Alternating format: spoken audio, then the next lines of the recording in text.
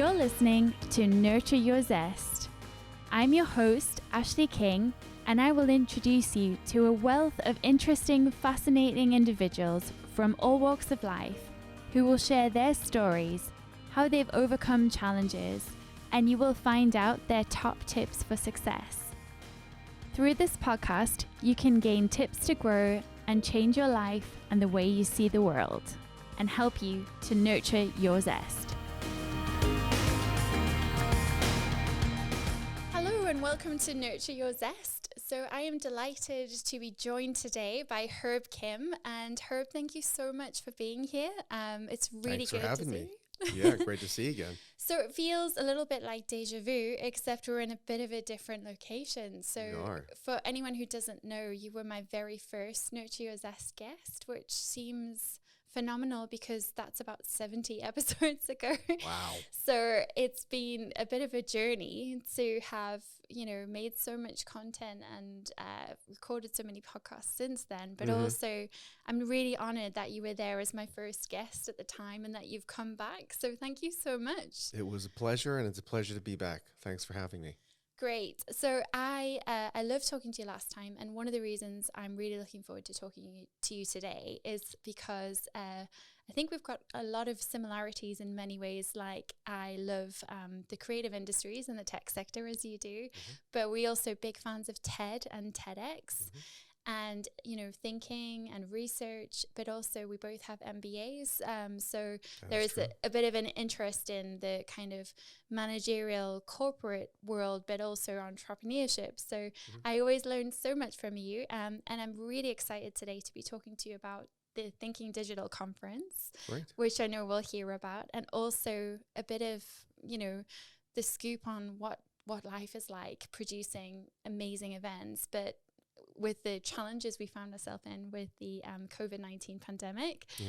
So I guess before we start any of that, if anyone who hasn't met you before or listened to your previous episode, can you introduce yourself? Sure. Okay. I'll do a quick backstory. So my name's Herb Kim. I was born in Brooklyn and was raised in America, mostly New Jersey, and went to college, as we say in America, or uni, as they say here, in New Jersey, and then got my MBA in Philadelphia, and then by chance happened to get offered a job in Oxford to help set up the Blackwell's Internet Bookshop, which I did. That was in '97. I moved over to the UK. And I did a couple of other sort of tech-related jobs. And then in 2002, had this unusual opportunity to come to the northeast of England to set up a not-for-profit economic development company, and which I obviously took. And as part of that, we were looking for some sort of big project to kind of like.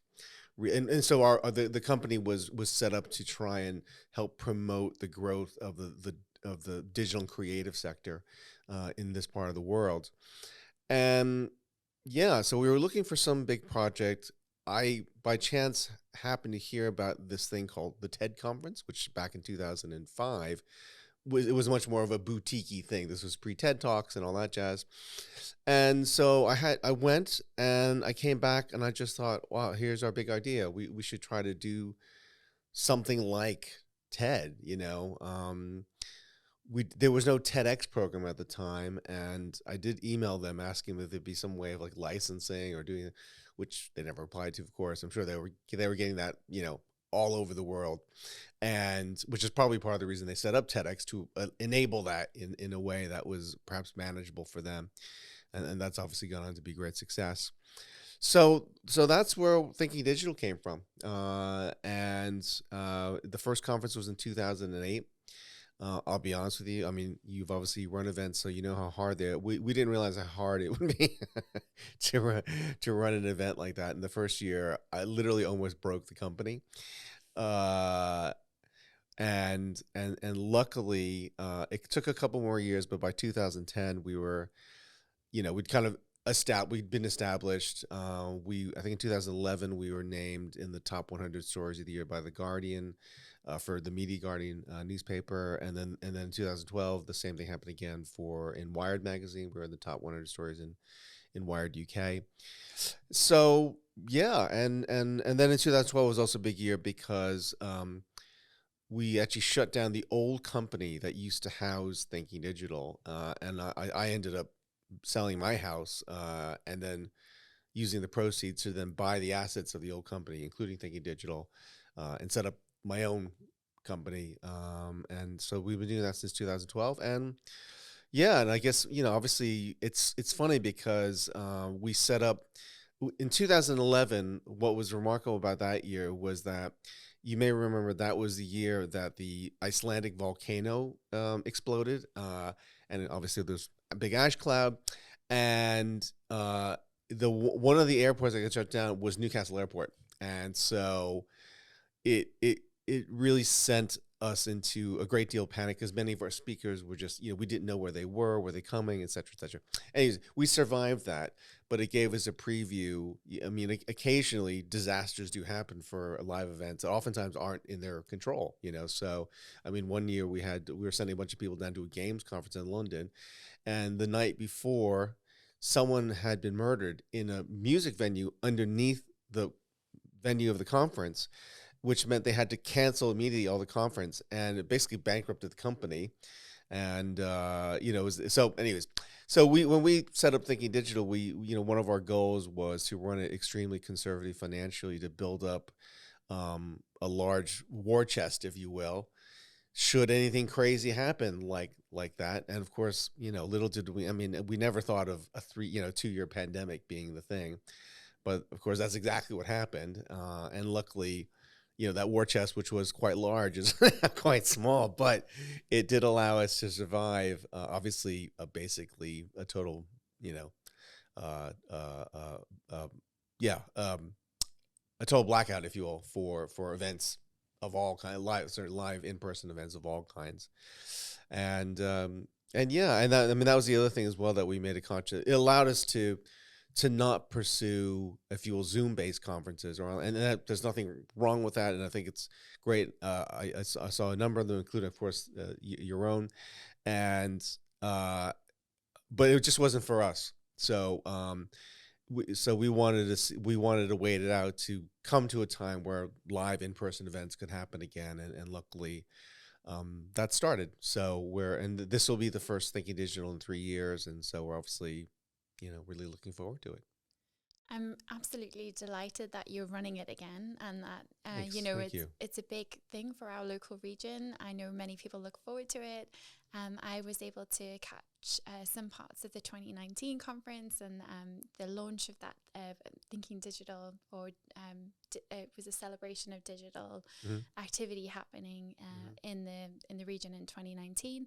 So I'm really delighted that you're able to run this again. I know that when COVID happened, you were weeks away from the Thinking Digital conference running, just as I was weeks away from our TEDx Newcastle University conference at the time. And just that feeling, that sensation, or I wonder what it was like for you if you look back to 2020, 2020. Yeah.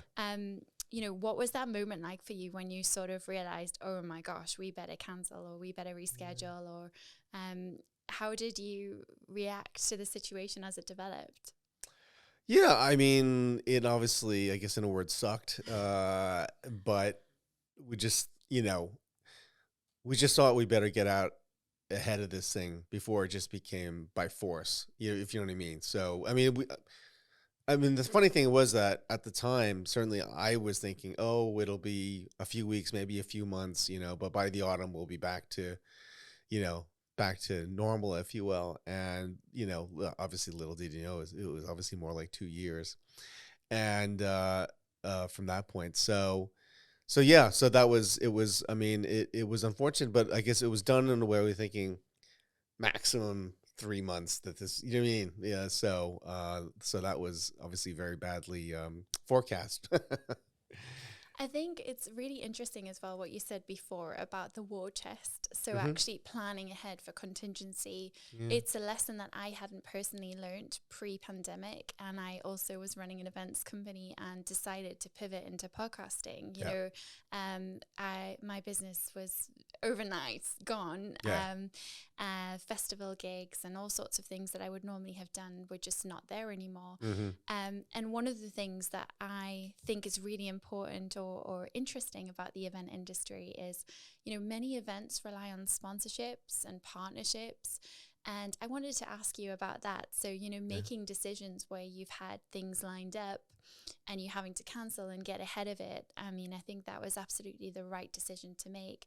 But what would you say about, say, sponsorships and how that might have impacted the event industry generally? You know, have you seen as an event producer yourself any changes in the behavior of sponsors now or partners? Yeah. I mean, so what I'd say to that is that I mean, it's a mixed bag. So clearly people have used the pandemic. So whenever you break a behavior pattern, there's an opportunity to reevaluate whether you want to actually do what it is that you always do, right? And obviously, you know, COVID, gave pause for a lot of people to say, so why are we why are we actually sponsoring this event, or why aren't we, we're doing, involved in this sort of thing, and do we really want to rush back into it? And so, for us, for Thinking Digital, that was a real test to see if people actually had any interest. It would have been very easy if the community was like, maybe it's run today. It's ran for a dozen years. It's been, our events launched it actually launched prior to the iPhone. So that's how there was no iPhone when we launched Thinking Digital, right? Which is kind of amazing to think about. That the pre-iPhone era. That's kind of how old we are, right? And so, and of course, we've gone through a cycle of both massive tech optimism and now a lot of tech skepticism, let's say, right? And give people 2 years off and they think, well, like maybe it's time to do, to move on, to invest our time. So, money's part of it, obviously, but just time. I mean, that's the other thing, is that we're all super stretched for time. I mean, yeah. So, I mean, I think, but the fortunate thing is that, I mean, we've lost one sponsor because our main interface has moved on. But we've actually gained 3 others. And so our sponsorship has actually grown from 2019 to this year, which, believe me, we didn't expect. I mean, this year was for us a rebuilding year. I was hoping we would at least break even, and hopefully put us in a positive refound. Because to some extent, you are almost having to rebuild your business, right? Because of that break in period of time where, a lot of this year is about effectively reestablishing confidence in, the market, both for delegates as well as for sponsors. And to almost remind them, don't worry, we're still here. Everything's, we're still operating in the same capacity as we did pre-pandemic. And, and let's remind you how amazing our events is, so that, we'll come back. But we've been fortunate with Thinking Digital that it's done better, really a lot better, than we expected, which obviously we're grateful for. And I think, I mean, that is I have used that word, and I'm sure you as an organizer have used the word gratitude towards, people making the sacrifice to be part of an event. But I can say for sure, I have had a reappreciation of the true gratitude for all the effort that goes into making this stuff happen. And so that's the spirit I'm bringing into this year. I think it's beautiful. I'm so delighted you've been able to rebuild already. So as you said, this year is about rebuilding, but you've actually, done well in your own targets and your registrants and things like that. Yeah. I think it also shows the appetite that people have for face-to-face events. Face-to-face events are really special. And one of the things that I love that I know we'll both have learned from TED and TEDx events is that spirit of networking and of creating a space for sharing ideas. And I believe that, I can totally see that in all of the events you do. It's not just a conference where people are going to turn up and hear some talks and go home. They're going to, really connect with people and network and, have some drinks or enjoy the meal or, it's a really special event. It's not just about the talks. It's quite something. Yeah, that's right. Yeah. About live events, obviously one of the things, it was interesting over the pandemic, there was a woman economist who released a book. Her name escapes me, but she was on the Scott Galloway podcast, and she had done a book about the economics of loneliness, right? And a very well-timed book, as it turns out. And one of the things she was talking about was that, because of the advancement of technology, our ability to preserve our direct relationships has never been easier or better, right? Because now, of course, we have video conferencing, widely available in addition to good old phone, right, or email and things like that. So, keep in touch with your parents or your family, whoever, your direct business.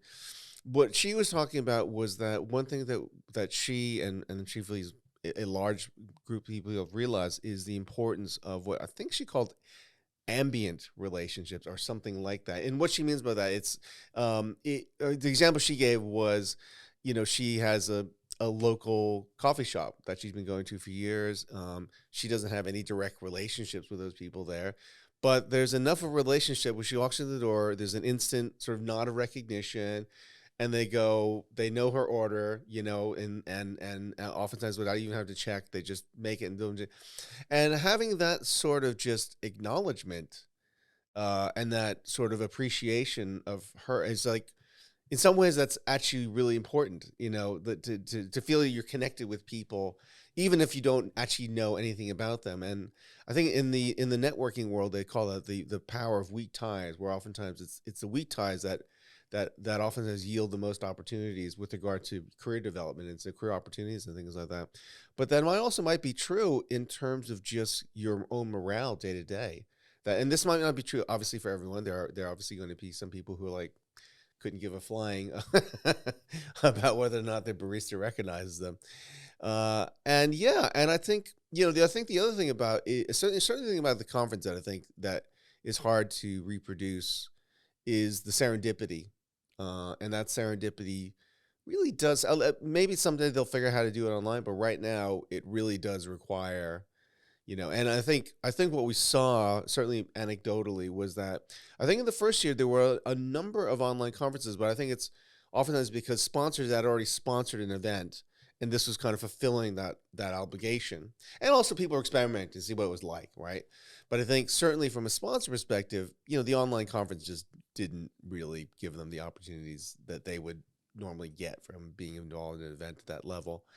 And so I think, which I think is part of the reason that perhaps sponsors have actually been so enthusiastic, is because they actually they reappreciate the importance of being at these live events, in a kind of, if you will, privileged, position within the community. So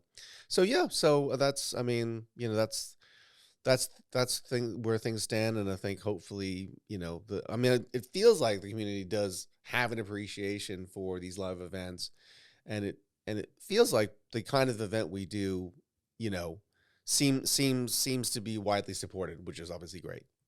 It is great. And I'm curious, in the 15 years you've been running Thinking Digital, have you ever tracked the impact of, that conference and the connections it's led to, or how widely people are journeying to come and join you? Or, even just looking at this year's speaker lineup, you've got some incredible speakers coming from the States, coming from other areas of the world, different backgrounds, different, profiles.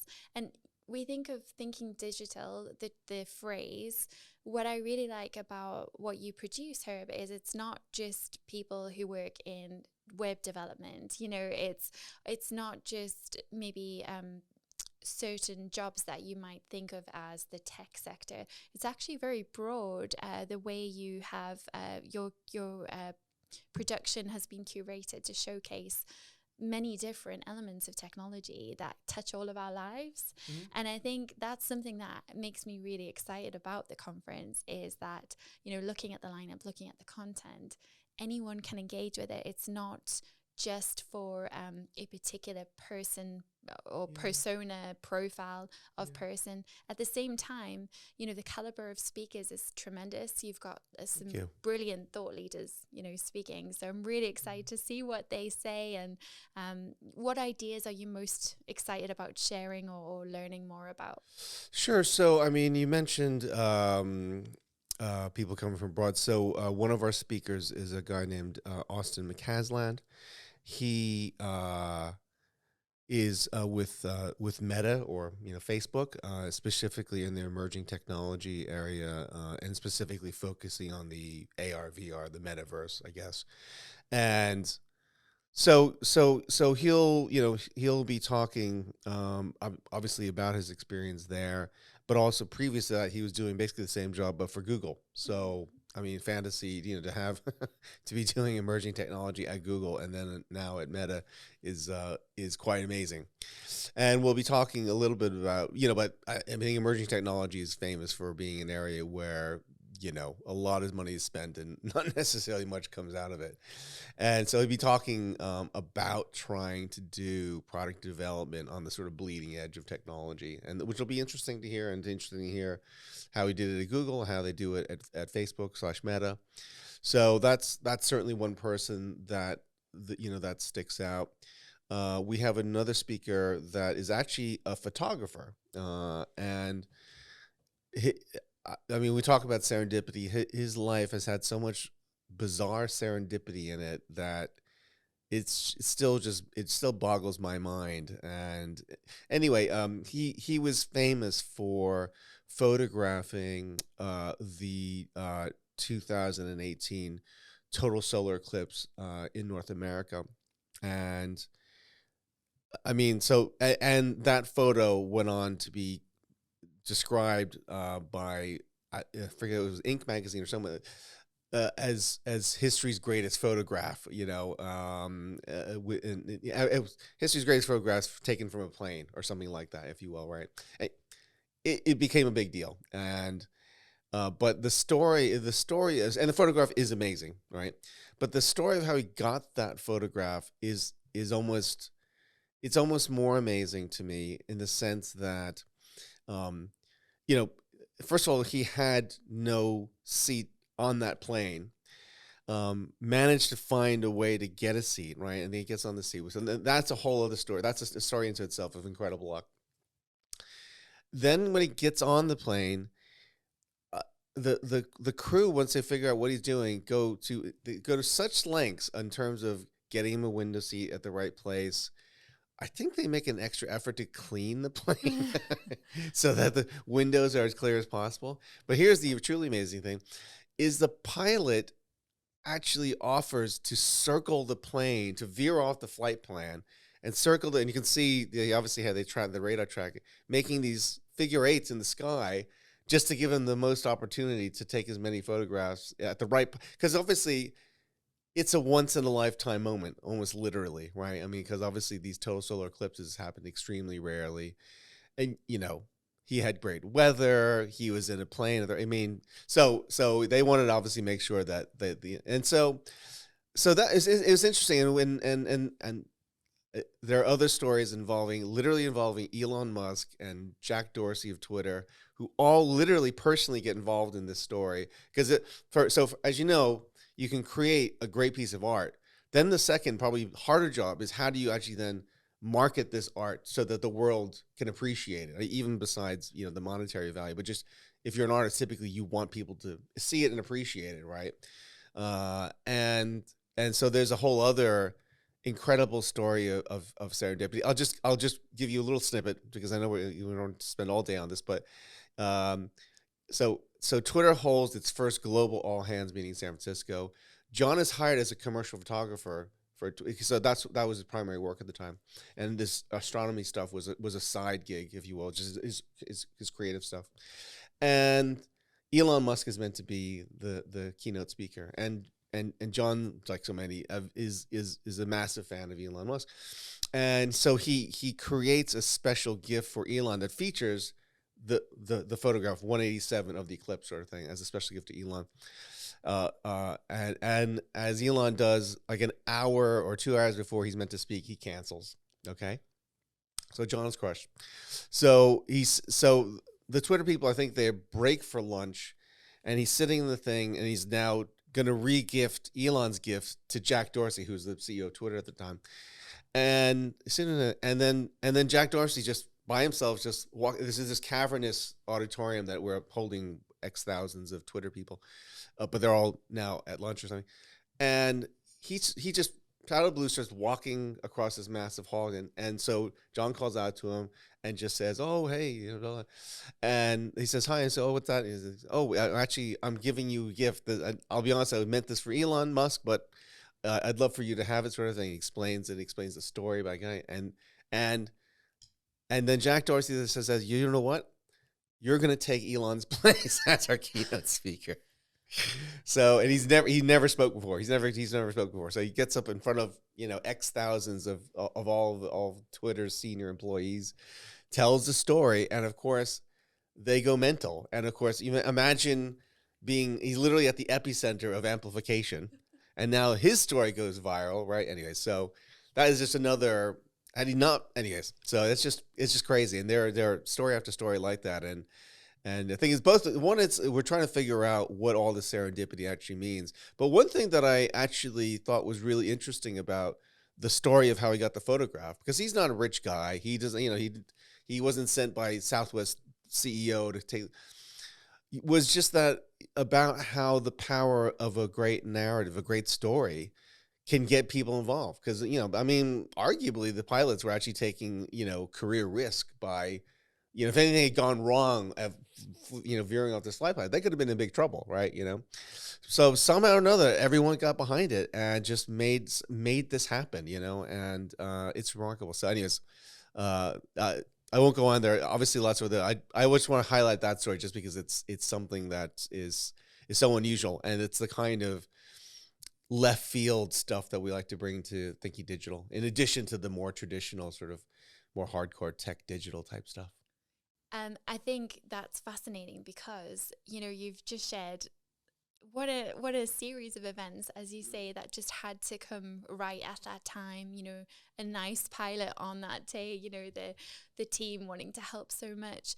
But what an incredible story, and how lucky we are to, hear that in a couple of days in the northeast of England. And it just makes me think as well about the importance of creating opportunities for yourself. So for your photographer to do what he did and take those risks and just be brave and just do that. And actually, how do you follow up a keynote space that was meant for Elon Musk? Who does that? Especially when you've not spoken before. That is enough to give anyone nerves, That in itself is an amazing story, but yeah. And the other thing it made me think of as well is, something that I always like to say, and it's something I learned through TEDx, is, you need to remember that the talk isn't about you, it's about your audience. What is your gift to the audience? Mm-hmm. And, from what I'm hearing in the teasing that you're doing about the conference, there's some really nice, surprises and talks in place. But I also wanted to ask from an event production point of view, how do you choose your speakers? How do you think about, who you want on your stage, and what kind of things go through your head when you're looking for content and stories? So I think part of so it's interesting because people see what I do and think, oh, I'm a conference producer, and I'm actually really not. I'm really a researcher, right? And the conference is almost like my thesis defense, if you will, or my presentation of the research. And it's research of, obviously, if you're in a traditional academic setting, your profession demands typically that you go very deep in a single area, right? And oftentimes a very niche particular, area. And which is extremely valuable and fun. It's just not really how my brain works. And so I'm one of more of these generalists, if you will. And so I can and often have lost practically entire days just skipping around. I mean, Twitter's notorious for sending you down different rabbit holes all day long if you wanted to, right? And for me, I'm constantly having to stop and remember that I actually have something to do that day, and so on and so forth. And so for me, this is just, and so having a format like we do, it does obviously enable us to research many different areas that we find to be either, generally speaking, just interesting, right? And I think what we find with what happens I think is that, so we'll go from obviously thinking about the future of what's happening at Meta, or at WhatsApp, or some of these sort of big tech brands too. We may go into the sciences, and we've had various talks in, say, experimental physics, and we've just talked about John Carmichael's amazing journey photographing this eclipse, and so on and so forth. And like, obviously it's not all going to be relevant, but I think more than anything, of course there will be certain talks that hopefully do stick out in people's mind, and it's really super useful. But I think what TDC does is that, and the reason that people continue to support it, is that I think it puts you in what you might call like an innovation mindset, so that you start thinking about all these things in your own life and your own career and in your own organization that we could be doing differently. And I think another thing that Think Digital is kind of like, it helps reconnect you to what good looks like, because it's very easy. Obviously, we are all very, we have our little filter bubbles of people over here, sort of thing. And, and being kind of reminded about what people are doing in the wider world that's that's related to what you do, and so a lot of people go, oh my God, it's like I'm actually settling, and but it's not like a competitive, like, you've got to work harder. It is an inspirational thing to kind of say, wow, there's actually, we could do so much more, and I think that's, I think it's putting people in that innovation mindset that I think is perhaps the biggest value of attending an event like Thinking Digital, or or others like it, so yeah. It's really good to hear your reflections there, and I agree. I think what you've shared there about giving people the opportunity to see different ideas and different stories and perspectives, and just really cutting edge technology as well, things that are emerging, digital trends that maybe a lot of people in their day-to-day life haven't thought about, because they worrying about paying the mortgage or getting the kids to school, or exactly getting their deadlines met, but not really thinking about all the other things that are going on. So it's really nice that we have the opportunity to see some of the ideas that you've maybe come across in some of your days of research, which is really exciting. And I would love to ask you as well about the people behind the conference. So, anyone who does any event production knows that there's a lot of work that goes into a conference. And you mentioned before, there's certain things you like to do and research and spend time doing. But how do you make, such a big conference like this happen? What kind of partnerships and collaborations have you built over the years, whether it's staff or volunteers or sponsors or partners? Who are the people that have really helped you to let this dream come to fruition? Sure. I mean, so I mean, like many entrepreneurs have said before, I don't really think of myself as entrepreneurial, but some people think I am. But is that, had they known how hard it was going to be, they never would have done it in the first place, right? And I'm really glad and happy about the stuff we've done with Thinking Digital. But yeah, I mean, the reality is that it's it was difficult. It was difficult to get it off the ground. And we were partly we were really lucky because we were coming to fore, as I mentioned. I mean, the first thing in digital was the same year as the launch of the iPhone, and and so if you imagine Twitter back then, I mean, when I first started using Twitter, you got so few tweets that you could actually just get texts every single time there was a tweet in in your feed. Right now, imagine today that it would be insane, right? So the amount of content out there was actually pretty thin. And anyway, so people came to the first thing in digital, and they started talking it up and a lot on Twitter. And I wasn't really on Twitter at the time, so I didn't know it was happening.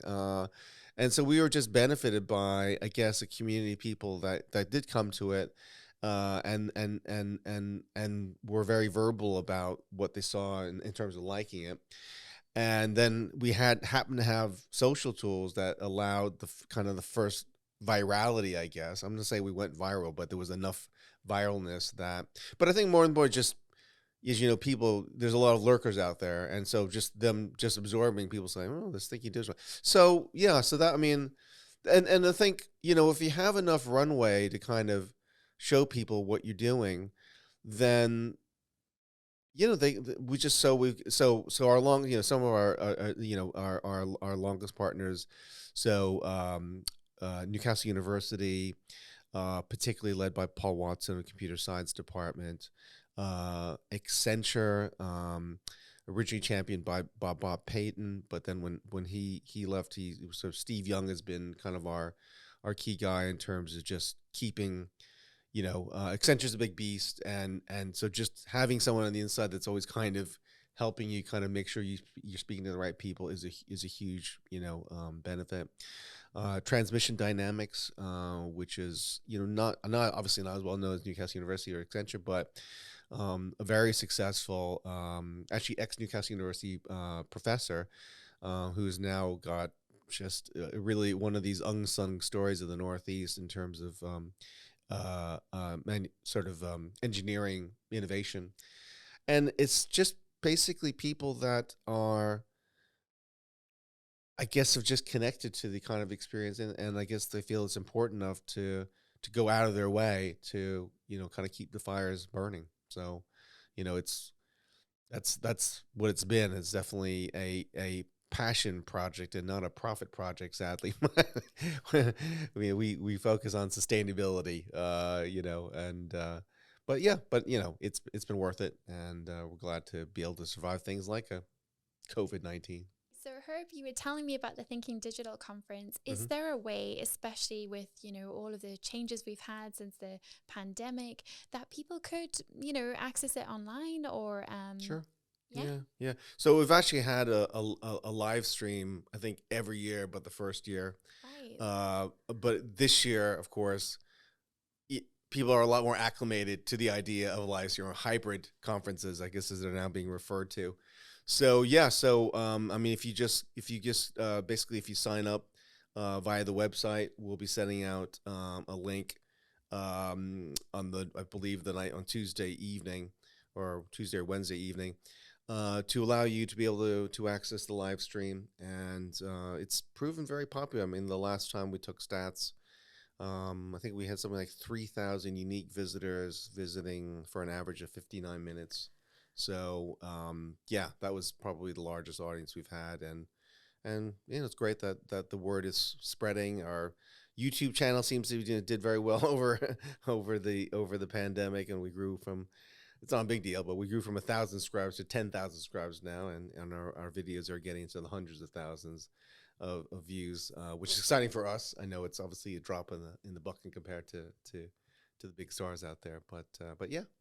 Well, to me, a tiny podcaster who's still starting their journey, I mean, gosh, that is an incredible growth to see and hear of. And it's inspiring because it means that, fingers crossed, one day I'll get my reach up there as well. But I'm really delighted to hear that people can join, and, we'll be excited to share those links, and also check out your YouTube channel, and we'll share all your details, details for the conference in the show notes. Okay. So anyone who is listening or watching will be able to find out more. Well, thanks for the support. So I would like to ask you about something that I know it's a little bit of a funny one, but Mm-hmm. I know you're into so many different things. You know, you avidly reading, listening to podcasts, going to conferences, meeting people, learning a lot about life and shifts in technology, just a really broad range of things, as you described yourself as a generalist and a researcher. Mm-hmm.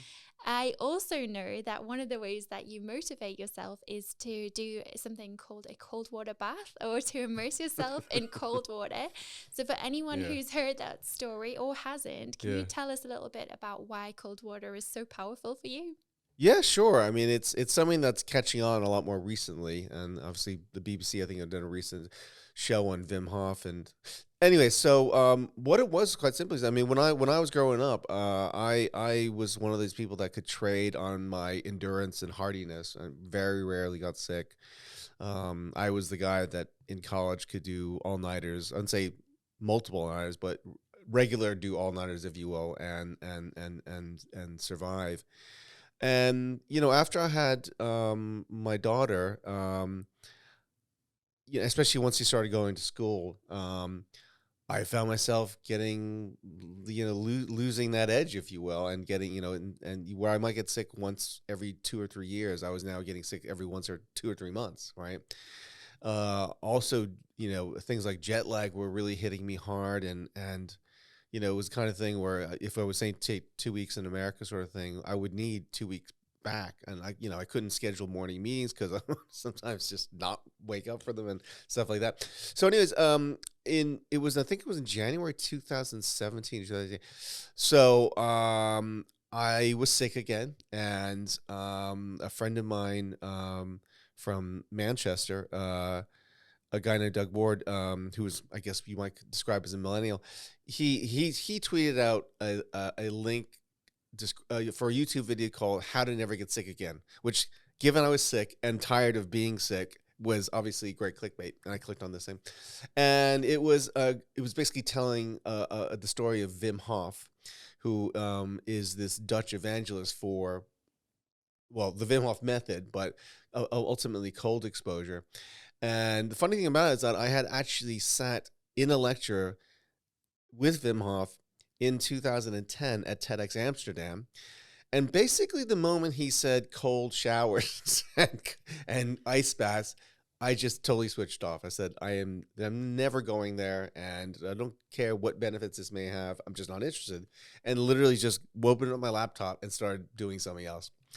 So here I was, 7 years later, and looking at this video and thinking, okay, I guess I'm game. I'll give it a try. And the method actually involves three things. One is meditation. The other is exposure to the cold. The third thing is this practice where you basically take in 30 deep breaths in quick succession. You blow out the breaths. And for extra credit, you can also do push-ups at the same time. So I thought, okay, I'm going to do this breathing thing because I obviously didn't have access to cold water at the time. So, and I actually had a couple glasses of wine at this point. So anyways, I did this breathing thing and with push-ups, and I was shocked to discover I could do them for 90 seconds. So hold my breath for 90 seconds, which is an achievement of itself for me. But to be doing them whilst doing push-ups for real, I just thought, holy mackerel. So from there, then I just started experimenting and just started doing, you start slow by, taking a normal warm shower and then ending it with lukewarm water on your lower legs and feet, right? And then you just more coverage of the body, lowering the temperature of the water, increasing the length of time in the cold. And so within a few months, I was now walking straight into a cold shower, which in the north of England, as you know, that is cold. It's seriously cold water. And then later that year, I think in April, something like that, we were staying at a hotel in Orlando. And as you know, all American hotels all have amazing ice machines, or ginormous ice. So we happened to be staying in a room that was literally, 10 feet away from it. And so I thought, I'll give an ice bath a try and see what that's like, sort of thing, which I did. And it was cold. Definitely.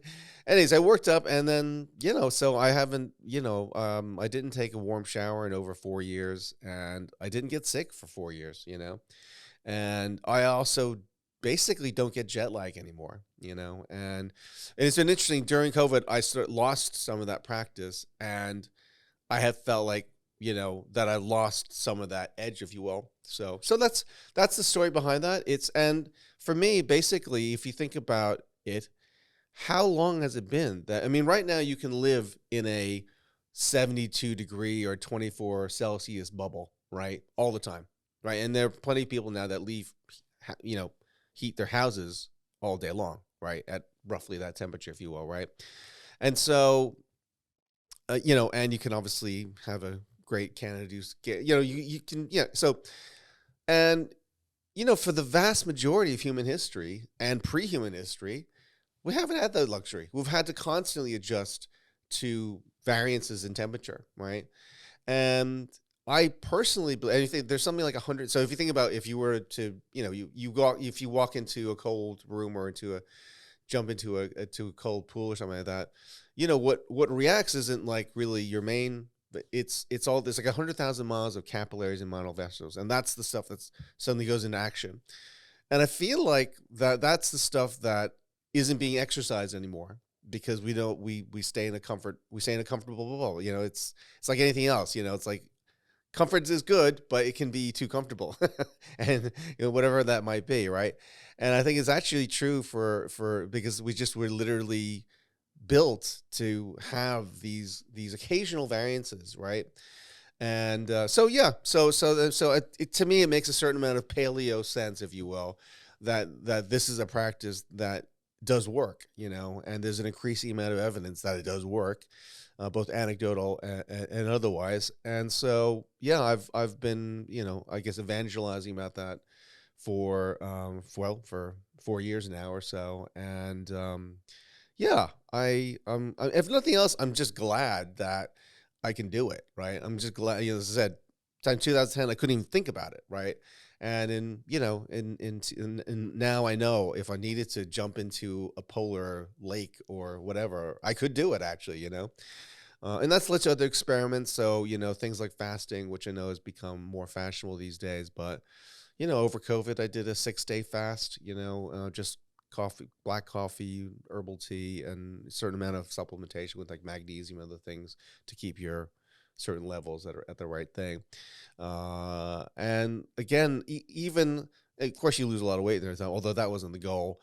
But it's just good to know that you can do it. And, again, the same argument applies to food as it did to temperature, which is that how long has it been that literally at any point in the day, you can have a delicious hot or cold meal, whether you have it in your house or you just order it in through Uber Eats or whatever. And, actually the reality is that for most of humanity, we went through extended periods of enforced fasting because there just wasn't any food around other than maybe some twigs or something. And it might actually be healthier for us to have that, if you will, flux, or certainly we're built to be able to do that. And fasting has those other benefits as well, which I think in terms of mental benefits, which I won't get into because I know you're trying to close this, because that's a whole other thing. But anyways, the whole point is, I mean, that's I guess been a theme has been, around just that, around trying to find challenges, that appeal to you and that are meaningful. And again, because, the whole reason I took up fasting was the idea that I could fall asleep hungry with food in the house and resist that. I just thought that's just not possible, right? But as it turns out, it is, and it's been an interesting journey as well. So yeah. Anyways, I'll stop there. Thank you so much. Thanks so much for sharing. Last question, Sure. which I love to ask, is what is your number one word to nurture your zest?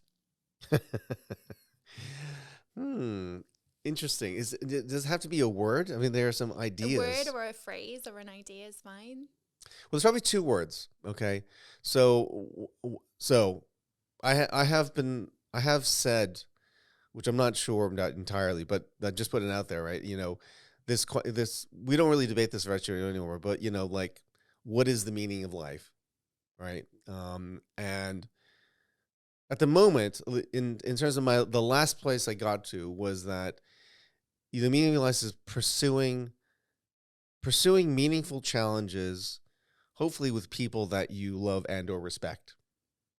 So that's one notion I put out there. Another thing I've come across recently that has been very interesting was, the comedian Dave Chappelle, who I know isn't universally loved, let's just say, but what he talks about is around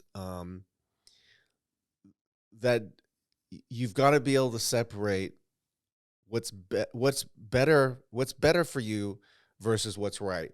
Because if you live your life purely by what's better for you in any given situation, then you are just a mouse chasing the cheese through a maze. And you are actually the most easily controllable person there is, because just give them to say, well, if I do this, then this will be better because I have more money, or I have more of this or more of that. Even if it comes at a cost of doing something, basically wrong, and that wrong might not actually be, doing something immoral that harms other people. You could actually be doing something wrong that's really harming you. But because you're chasing the cheese and being led to whatever, end goal that the manipulators want you to, that you do things that you will later regret in all likelihood. And so that's been I haven't really thought about that sort of thing, but yeah. So those are two things that I've been thinking about recently. Cool. So to get the cheese, or basically the mouse to get the lion, needs to take a risk rather than be chased around by the cheese or controlled by the cheese. That's what I got from. Yeah, I think it's that. I think it's but it's this idea about decision making based probably first on is this right? I mean, luckily you aren't normally faced every day with like great moral, dilemmas, right? But occasionally you are, for sure. Occasionally you are. And actually, particularly, it's interesting. I mean, he's talking about a time where he basically walked away from $50 million doing this comedy series sort of thing, and why he did that. And he was subjecting himself to a life that he didn't want to lead ultimately. And so that's why he walked away. But I think there are other times where, when things are going well, it's probably easy to be all upstanding moral. It's when things are going badly that, whether it be a problem about having to, let go of an employee, let's say, or whatever, some, these situations where it's basically, not very pleasant and nice and fun. But that's oftentimes I think where, it's challenging, and so it's actually, those are the areas you probably need to really think hard about twice, as to, and certainly that's certainly been true for me. And I think hopefully as I've gotten older and more mature, I've hopefully got better in those spaces. Perfect. Thank you so much. Thank you for coming on the show. Thank you. You've been listening to Nurture Your Zest. You can find us online on Facebook, Twitter, Instagram, and LinkedIn at Nurture Your Zest. If you've liked today, please subscribe. You can also leave us a review if you're feeling extra kind. Today's podcast has been made available through the kind sponsorship of Nat Branding Company. We look forward to catching up with you again soon as you learn to nurture your zest.